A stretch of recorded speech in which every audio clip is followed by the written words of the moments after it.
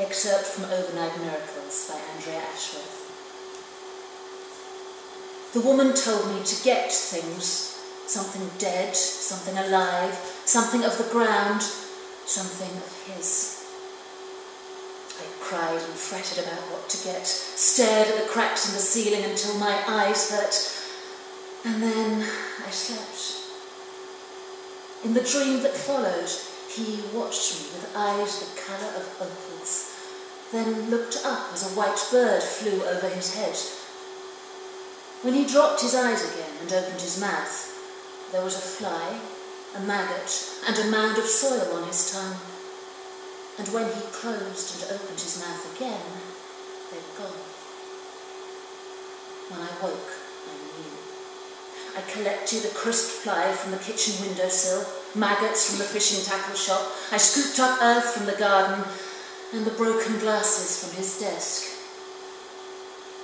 The woman told me to wait until the moon was full, midway through its cycle.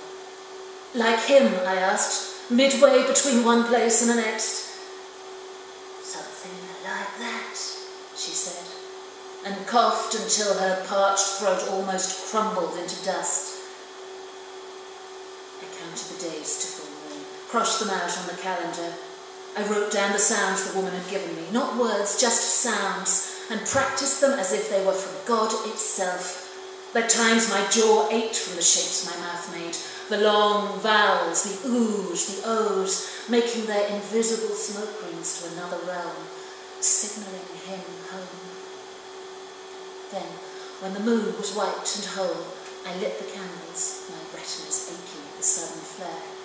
I stuck my finger into the bowl of soil and made a hollow, buried the dead fly and the maggot, covered them over and put his glasses on top. I made the sounds until the room started to vibrate, until the bowl and the candles and the mirror all rippled as if something had dipped a finger into the pool of this reality and was testing the waters. Just when it got so strong that I was vibrating in my seat, the maggot broke through the soil, throwing its head blindly, wildly beneath a triangle of broken lens. And then the movement stopped. The ritual was over. When I went to bed, my heart was shaking, but nothing happened. The elastic hours made minutes mimic hours and hours days. That was last night. I didn't sleep. And all day today in the grey daylight, nothing. I stopped myself from phoning the woman to ask what had gone wrong. I told myself to give it more time, that it was stupid to expect an overnight miracle. So I waited, washed floors and scrubbed windows, anything that would take my attention and tire my muscles. But now, tonight, in this too-wide bed, it fits too again. The weight beside that I know he's here doesn't move in the blackness. The blood stools in my veins, the air in my throat. But I can hold off one and I have to allow a small breath out and in, slow and quiet as I can, just a shuddering diaphragm beneath my nose.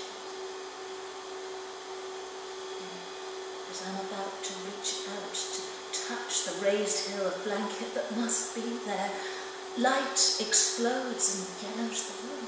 I jump and sit up. The lamp that was on when the power went out burns once more. The house alarm seesaws and sees off the quiet. And then, beside me, the blanket drops in waves. There is no body there now. He's gone. A spring twangs in the mattress, relieved at his leaving. And next to the bed, the maggot lies dead in the bowl.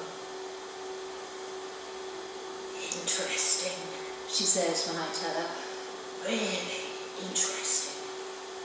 Interesting? What's interesting about it? The words are razors in my throat. Oh, the light and the alarm. Too much, too soon. You could have warned me that he could be scared of. She sighs. A gust of wind blows leaves from the tree and throws them against the window, a handful of bronze confetti. It was too much too soon for you, she says. Not him. It all depends on you and how much you believe it. I told you that. I hear the soft chink of ice cube against glass, and the woman gulps. What happened stopped you believing. Simple as that. The wind pushes the leaves into the corner of the window, trapping them there, its invisible fingertips holding them down. Oh, I say. What do I do now? Nothing, she says. You get one go, that's your lot. Sorry. I pace the floor and squeeze the phone. Its plastic shell cracks. That can't be it, I say. There must be something else. No, sorry. It'll be too hard for you now. But she doesn't hang up. The ice cubes clink faster, and I imagine a bony hand swirling the drink until it almost tips out. I can send you more money, I say. I can do that. She doesn't speak. How much do you want? I can send it now. I hear her put the glass down and imagine a table ringed with stains and snowy with ash. Okay, she says.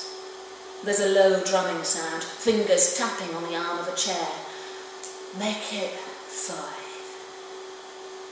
100? Half what it was before. The woman laughs, and the gritty rattling of her chest starts her coughing and choking. She gulps hard, the ice cubes clicking against her teeth. There's a clatter and the phone is dropped, then a rush of air. After a couple of minutes, there's a scuffing over the mouthpiece and deep breaths. 1,000, she says, her voice narrowed as if she's talking through a megaphone. I hear the hiss of oxygen louder now behind her laboured breathing. Are you okay? I ask. 5,000.